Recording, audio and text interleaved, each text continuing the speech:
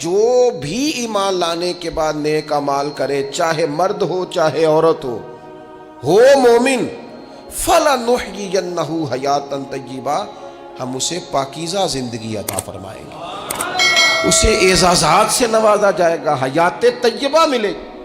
حضرت جعفر طیار رضی اللہ تعالیٰ عنہ کی اہلیہ اور میرے بچوں کا کیا بنے گا؟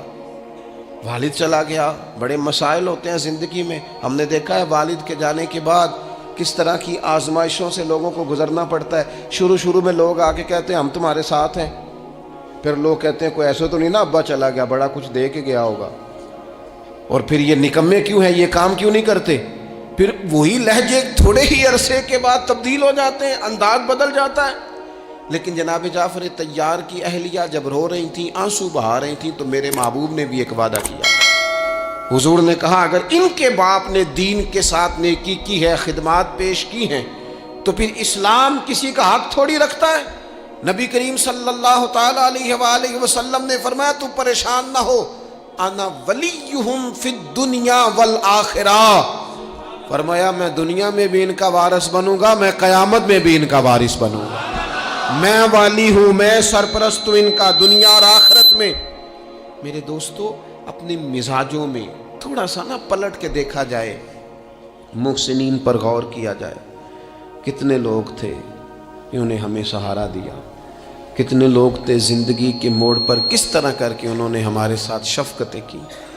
میں نے تو کالج میں دیکھا ہے کہ جن کو بالکل دنیا دار نوجوان کہا جاتا ہے اور کوئی دینی تعارف اور دینی وفاداری نہیں رکھتے، وہ بھی ایک دوسرے کی فیسیں دے رہے ہوتے ہیں، وہ بھی ایک دوسرے کو کہہ رہے ہوتے ہیں چل یار سیر پہ جانا ہے، چلتے ہیں، لیکن کسی کی نیکی کو یاد بھی تو رکھا جائے۔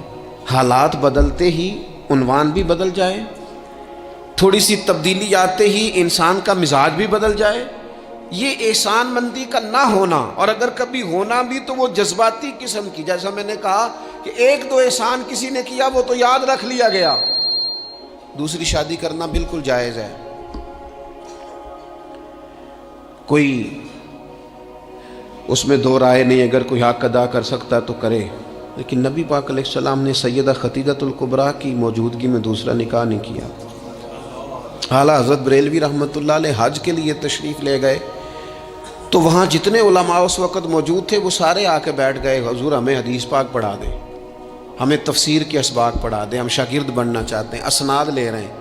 اب اس زمانے میں لوگ 6 ماہ، سال اس سے بھی زیادہ حرم شریف میں رہتے تھے، تو وہاں کچھ لوگوں نے کہا حضور اتنا عرصہ آپ کو یہاں رکنا ہے تو آپ یہاں نکاح کر لیں۔ فرمانے لگے دوسری شادی جائز بھی ہے اور میں اس کی طاقت بھی رکھتا ہوں،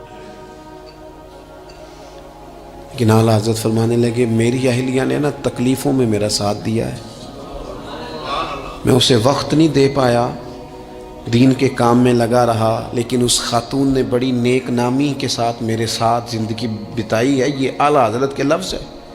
فرمانے لگے میں طاقت بھی رکھتا ہوں، شریعت کی اجازت بھی رکھتا ہوں، لیکن میں دوسری شادی اس لیے نہیں کروں گا کہ میری بیوی کو تکلیف ہوگی۔